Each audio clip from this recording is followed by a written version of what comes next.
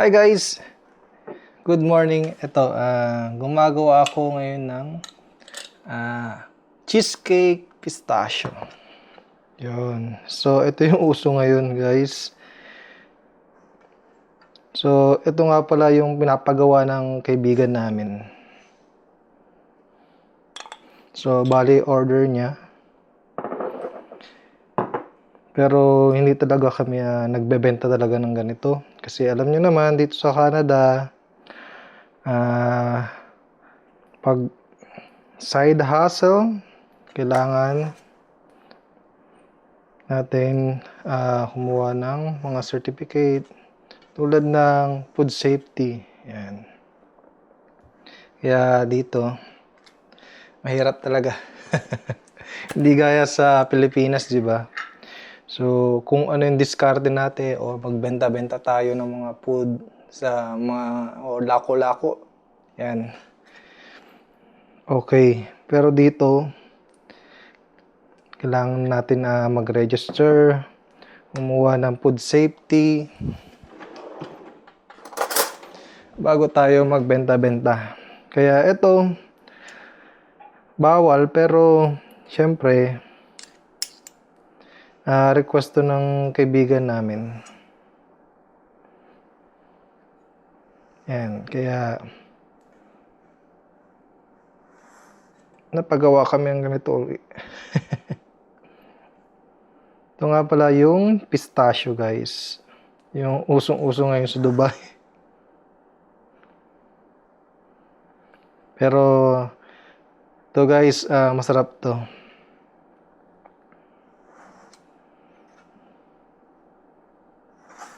Paniguradong masarap to guys.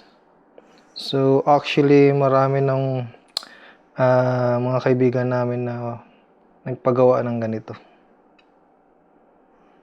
At nagustuhan naman nila.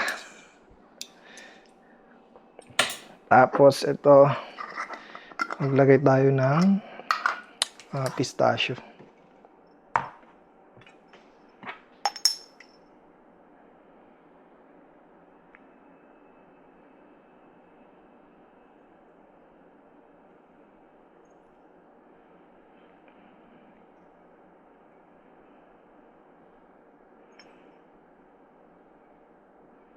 Yan. Maganda sana itong pang negosyo. Kaso, kailangan talaga natin kumuha ng mga certification dito. Hindi tayo pwedeng basta-basta magbenta-benta dito. Dito sa Canada, kailangan safe yung food na ibebenta natin.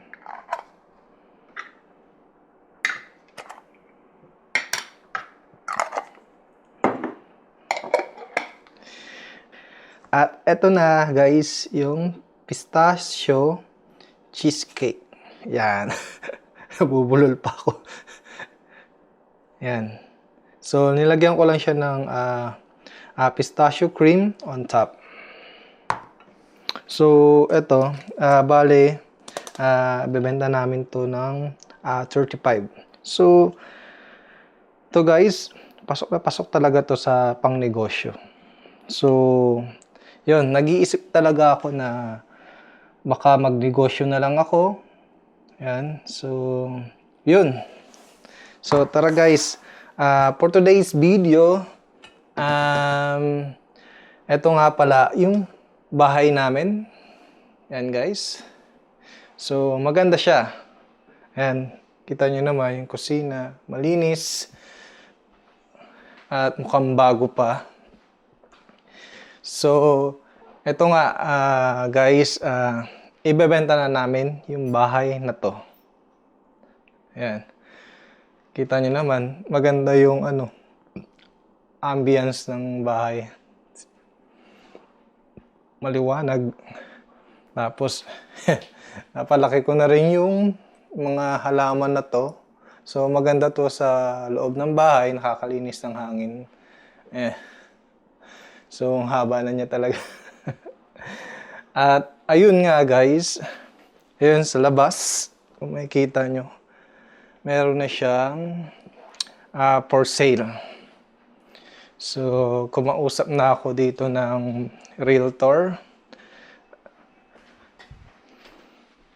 So, tara, tingnan natin sa labas, guys.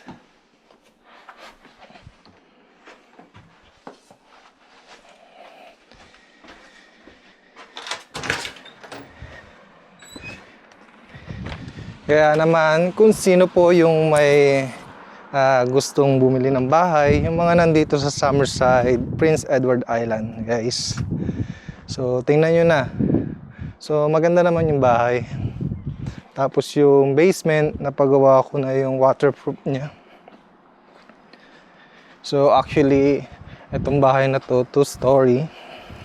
Parang hindi na natin kailangan yung basement kasi okay naman, up and down na siya. So, ito na, guys.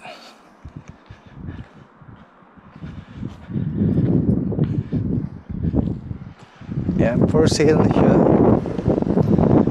Kaya kung sino may gustong bumili, contact nyo lang po yung realtor na to. Yan. Kontakin nyo lang po yung realtor na to. So, ito yung bahay. So, maganda naman, guys. At mukhang bago pa siya. So, kaka-renovate lang nito mga 4 years ago. Yan. So, bali, 4 years na kaming nakatira dito, guys. Yan. So, yung bahay na to, iniingatan naman namin para kung sakaling ganito nga na mangyari na bebenta namin, okay pa yung bahay, diba? So yan guys, yung bahay. Ito yung likod. Tapos pwede kayong mag-garden dito. Ayan. Pwede kayong mag-garden, yan. So paikot po yung garden dito. Tapos pwede rin kayong mag-bonfire dito. So pag summer dito, yung mga grapes na to maraming dahon, kaya malilim. Tapos yan, pwede mag-bonfire. Tapos meron pang mga ano dito. Yan, pang garden guys. So magsa-summer na po dito. At ngayon, yan, maganda na yung panahon. Mataas na ngayong araw. Diba? So, mga 2 weeks siguro, okay na yung panahon din dito or mga 1 month pa siguro. Ayan. So, yan guys. So, yung mga nandito sa Summerside na may balak bumili ng bahay, ito. Binebenta ko na yung bahay namin. Kaya, bilhin nyo na. Ayan, kontakin nyo lang po yung realtor namin. Ayan po siya. Pwede na siyang pang negosyo talaga. So, yun. Nag-iisip talaga ako na magnegosyo. So, pag nabenta po ito pag nabenta po yung bahay, so, kukuha po ako ng mga training. Then, kukuha rin po ako ng mga food safety. So actually guys, meron naman akong food safety. So kailangan ko lang siguro talaga na mag-seminar.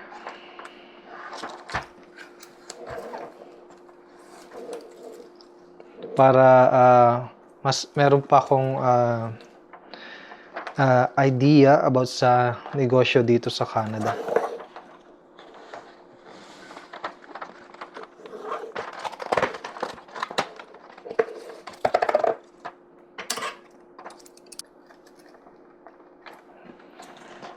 Ito na, ready na. So, pipick upin po nila to dito sa bahay.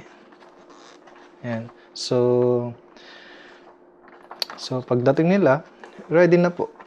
Ganito na siya.